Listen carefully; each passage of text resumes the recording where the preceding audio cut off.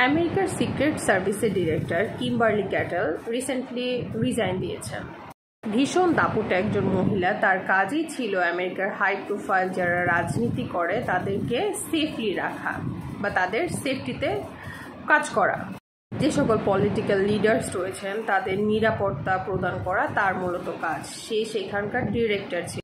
ওনার resign করার কারণটা কি জানেন? রিসেন্টলি যে ডোনাল্ড ট্রাম্পের উপরে অ্যাটাক করা হয়, গুলি করা হয়, আপনারা অনেকেই হয়তো এটা শুনেছেন এবং ভিডিওটি দেখেছেন অনেকে।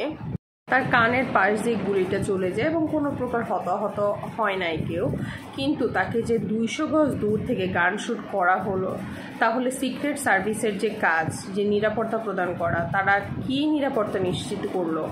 সার্ভিসের যে কাজ, সকলকে নিরাপত্তা, পলিটিক্যাল লিডার্সদের নিরাপত্তা দেওয়া, সেই নিরাপত্তা তারা সঠিকভাবে কাজ করতে পারে নাই। তো সেই যে লিডার কিম্বারলি ক্যাটল, সে এটা যখন পলিটিক্যালি সবার সামনে আসলো, অনেক প্রশ্নবিদ্ধ করা হলো তাকে, লয়াররা যখন তাকে বিভিন্ন রকমের প্রশ্ন করলেন, তখন সে যেহেতু এটা তার ভুল ছিল, তারা সিক্রেটলি তাদেরকে হেল্প করতে পারে নাই, তাদেরকে নিরাপত্তা দিতে পারে নাই, সেই কারণে সে সমস্ত দায় তার নিজের কাঁধে নিয়ে সে রিজাইন দিয়ে দিলেন। কারণ সে নিরাপত্তার স্বার্থে সে নিরাপত্তা সঠিকভাবে দিতে পারে না, এই কারণে সে রিজাইন দিলেন। যেহেতু সিক্রেট সার্ভিসের ডিরেক্টর, মোটামুটি সব দায়িত্বই যেহেতু তার কাছে, সে তার দায়িত্ব সঠিকভাবে করতে পারে না, এই কারণে সে স্বইচ্ছায় রিজাইন দিলেন।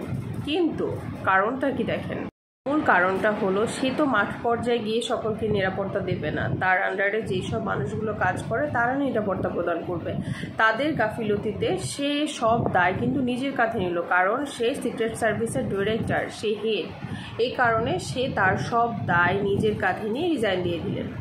যে আমার আন্ডারে যারা কাজ করে তারা সরাসরি কাউকে হেল্প করতে পারে নাই, বা তাদের নিরাপত্তায় গাফিলতি ছিল বিধায় এই ঘটনাটা ঘটেছে, সে কারণে সে কিন্তু সব দোষ নিজের কাঁধে নিয়ে রিজাইন দিয়ে দিলেন।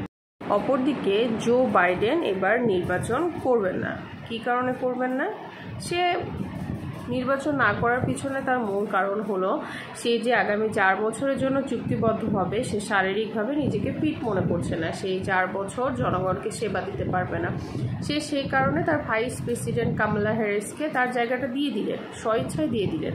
তারা নিজের স্বার্থের কথা চিন্তা করে না, তারা দেশের স্বার্থর কথা, দেশ কিভাবে চায়, দেশ কিভাবে পরিচালনা করতে হবে, দেশের জনগণ কিভাবে চাচ্ছে, সেই পরিপ্রেক্ষিতে কিন্তু তারা সিদ্ধান্ত নেয়। তাদের একান্ত সিদ্ধান্তে কিন্তু কোনো কিছু কারো যায় আসে না। তারা চাইলেই কিন্তু বছরের পর বছর দলের হেড হয়ে থাকতে পারবে না। তো এই জিনিসটা আসলে অনেক গুরুত্বপূর্ণ। তারা অন্যান্য বিভিন্ন দিক থেকে তাদের সমস্যা হতেই পারে, তাদের দেশের সাথে সবার আন্তরিকতা সম্পর্ক নাই থাকতে পারে, কিন্তু তারা কিন্তু তাদের নিজেদের দেশের স্বার্থটা দেখছে, তাদের দেশের জনগণের ভালো হয় কোনটাতে, সেই স্বার্থটা দেখছে। এটাই কিন্তু হওয়া উচিত। দেখেন, একটা এত নিয়মের মধ্যে থাকা উচিত। আপনি যাবেন, আরেকজন আপনার জায়গায় আসবে, আরেকজন যাবে, আপনি সেই জায়গা ছেড়ে দিবেন, এটা তো নিয়ম। এখন আপনি যদি সারা জীবন একটা জায়গা ধরে রাখতে চান, সেটা কি সম্ভব? সেটা কি করা যায়? করা যায়, জোর জবরদস্তি করে করা যায়, কিন্তু ভালো কোনো রেজাল্ট আসে না। এটাই বলবো, নিজের ভুল সবসময় স্বীকার করে নেওয়া উচিত, কোনো প্রকার তর্কে না গিয়ে, এবং নিজের অবস্থানকে শক্ত করে গেড়ে ধরে না রেখে পরম্পরায় অনুযায়ী এক একজনের হাত বদল করে দেওয়াটা উচিত। এতে দেশের ভালো হয়, দেশের স্বার্থে, জনগণের স্বার্থে এই কাজটা ডেফিনেটলি করা উচিত। আমার কথায় অনেক কিছু ভুল ভ্রান্তি থাকতে পারে, যেহেতু আমি নতুন নতুন এই কন্টেন্টগুলো তৈরি করছি।